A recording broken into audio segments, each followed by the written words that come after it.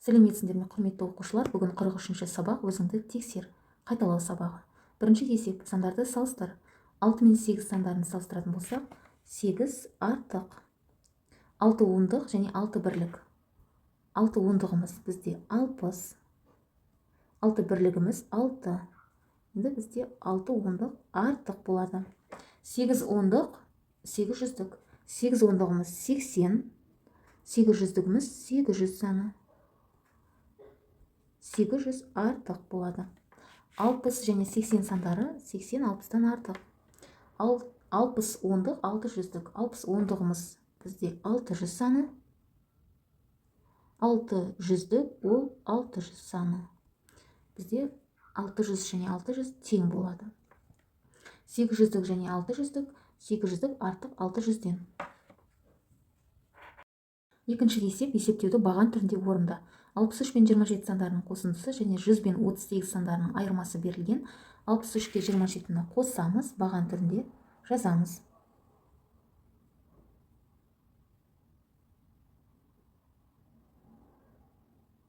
Бірлікке бірлікті, ондыққа ондықты қосамыз. 3 бірлікке 7 бірлікті қоссақ, 10 болады. 0 бірлігін бірліктердің астына жазамын. 1 ондығын ойға сақтаймын.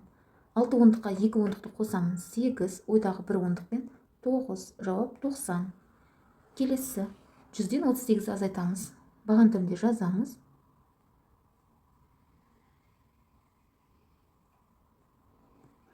Бірліктен бірлікті, ондықтан ондықты азайтамыз.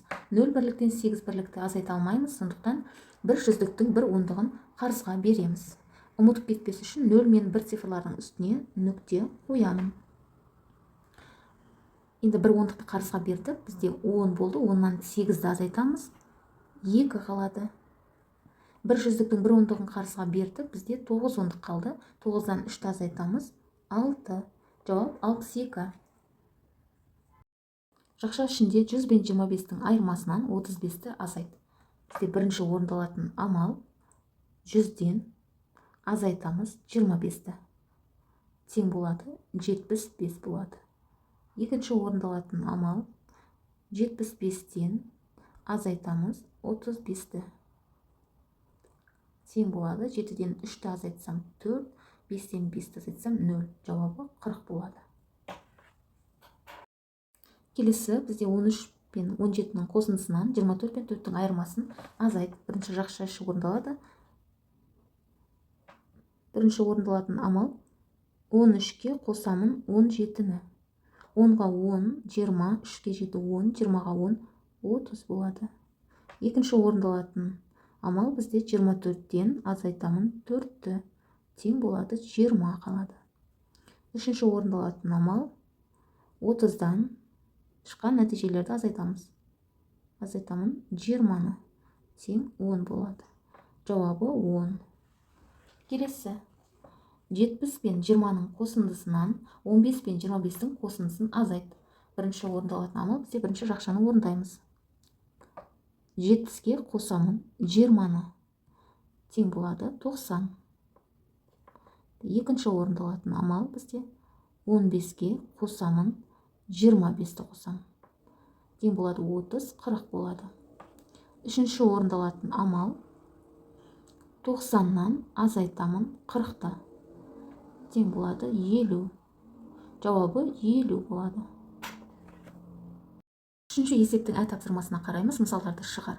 Жақша ішінде 600 бен 300-дің қосындысынан 500-ді азайт дейді. Бізде бірінші орындалатын амал жақшаның ішін орындаймыз. 600-ден 600-ге қосамын 300-ді. Тең болады. 600-ге 300-ді қоссақ, бізде 900-дік болады. Екінші орындалатын амал бізде 900-ден азайтамын 500-ді. 900-діктен 500-ді азайтсақ, бізде 400 қалады. Жауабы 400. Келесі, жақша ішінде 62 ондық пен 10 ондықтың айырмасынан 22 ондықты азайт дейді. Бізде бірінші орындалатын жақшаның ішін орындаймыз. Бірінші орындалатын амал бізде 62 ондықтан азайтамыз 10 ондықты. 52 ондық қалады.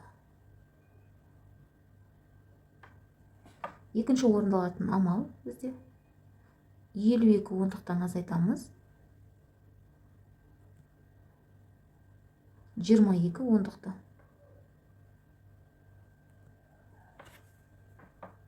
Жауабы 30 болады. 30 ондық қалады.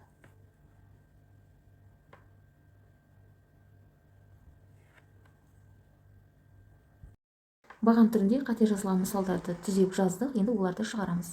38-ге 42-ні қосамыз. Бірлікке бірлікті, ондыққа ондықты қосамыз. 8 бірлікке 2 бірлікті қосамыз. 10 болады. 10-ның 0 бірлігін бірліктердің астына жазамыз. Және 1 ондығын ойда сақтаймыз. 3 ондыққа 4 ондықты қосамыз. 7. Ойдағы 1 ондықпен 8. Жауабы 80. Келесі 57-ге 36-ны қосамыз. Бірлікке бірлікті, ондыққа ондықты қосамыз. 7 бірлікке 6 бірлікті қосамыз. 13. 3-ті бірліктердің астына жазамыз. 1-ді ойға сақтаймыз. 5 ондыққа 3 ондық 8. Ойдағы 1 ондықпен 9 болады. Жауап 93. Келесі 100-ден 65-ті азайтамыз.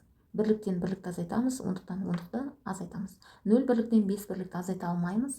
Сондықтан 1 жүздіктің 1 ондығын береміз. Ұмытып кетпеу үшін 0 мен 1 цифрларының үстіне нүкте қоямын. Енді біз 1 ондықты қарсыға бердік. 10-нан 5-ті азайтамын. 5 болады. 1 жүздіктің 1 ондығын бердім. Менде 9 ондық қалды. 9-дан 6-ны азайтамын. 3 ондық. Жауап 35. Келесі 100-ден 54-ті азайтамын. Бірлікті бірліктің астына, ондықты ондықтың астына жазамын. 0 бірліктен 4 бірлікті азайта алмаймын. Сондықтан 1 жүздіктің 1 ондығын қарсыға беремін. Ұмытып кетпеу үшін 0 және 1 цифрларының үстіне нүкте қоямын. 10-нан 4-ті азайтамын. 6. 1 жүздіктің 1 ондығын қарсыға бердім. 9 ондық қалды. 9-дан 4-ті азайтамын. 5-ті азайтамын. 4 қалады. Жауап 46. Келесі 47-ге 23-ті қосамын. Бірлікке бірлікті қосамын. Ондыққа ондықты қосамын. 7 бірлікке 3 бірлік 10 болады. 0-ін бірліктердің астына жазамын. 1-ді ойға сақтаймын. 4 ондыққа 2 ондықты қосамын. Бізде 6, 1 ойдағы 1 ондықпен жауап 7 болады. 70 шықты. Келесі бізде 4-тің тапсырмасы бос орынға тиісті сандарды қой дейді. Бос орындарға тиісті сандарды табамыз. Ол үшін 3-ке 7-ні қосқанда 10 болады. 10-ның 0 бірлігін жазамыз және 1-ін ойға сақтаймыз. Келесі сан, қандай санға 2-ні қосқанда және ойдағы 1-ді қосқанда 10 болады. Ол бізде әрине 7, 7-ге 2-ні қосқанда 9 болады, ойдағы 1-ден 10 болады. Келесі белгісі санын 6-ны азайтсақ 3 қалады. Ол бізде әрине 9. 9-дан 6-ны азайтсақ 3 болады. 8-ден қандай санды азайтқанда 4 болады. Әрине ол 4. Келесі белгісі саннан 5-ті азайтқанда 6 шығады. Демек біз 5-ке 1-ді қосқанда 6 шығады екен. Келесі 2-ге қандай санды қоссақ 7 шығады. 5-ті қосқанда, 5-ке 2-ні қосқанда 7 сан шығады. Келесі белгісіз саннан 6-ны азайтқанда 4 шығады. Демек бізде бұл жерде белгісіз сан бізде 0 болады. Яғни 100. 0-ден 6-ны азайта алмаймыз, бірақ 1 жүздіктің 1 ондығын қарсыға береміз. 0 мен 1-дің үстіне нүкте қоямын, ұмытып кетпес үшін. Енді мен 10-нан 6-ны азайтамын, 4 болады. 1 жүздіктің 1 ондығын бердім қарсыға. Менде 9 ондық қалды. 9-дан 5-ті азайтамын, 4 қалады. 5-ші есеп санды және әріпті өрнектер құр, олардың мәнін тап дейді. Тапсырмасы 80 мен 26-ның айырмасынан 18-ті азайту. Өрнек құрастырамыз. 80 мен 26-ның айырмасынан 18-ті азайт. Өрнектің мәнін табамыз. 80 мен 26-ны азайтамыз. 54 қалады. 54-тен 18-ді азайтамыз. 36. Келесі тапсырмасы 65-тен 32 мен сының айырмасын азайту, мұндағысы 19-ға тең дейді. 65-тен 32 мен сының айырмасын азайтамыз. 32 мен сының мәні бізде 19-ға тең болып тұр. Айырмасын азайтамыз. Бірінші жақша үшін орындаймыз. 65-тен азайтамыз.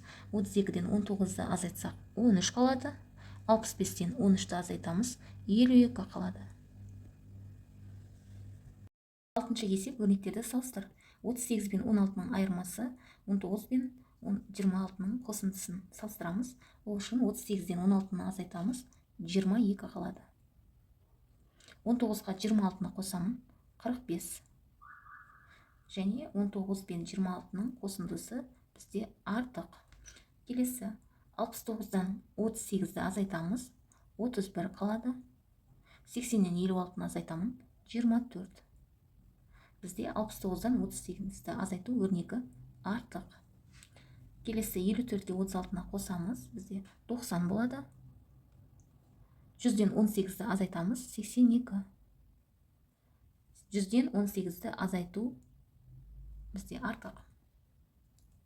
90-нан 54-ді азайтамын, 36. 23-ке 39-ді қосамын, 62. Бізде 23-ке 39-ді қосу өрнегі артық. Келесі 7-ші есептің А тапсырмасы. Заңдылық қай жерде бұзылған? Қатені түзеп, дәптерге өрнектер тізбегін көшіріп жаз. 1000 азайтылған 200, 900 азайтылған 200, 800 азайтылған 200, 700 азайтылған 100, 600 азайтылған 200. Бізде бұл жерде азайғыштарымыз 100-ге кеміп отыр, ал азайтқыштарымыз 200 бен өзгеріссіз қалды.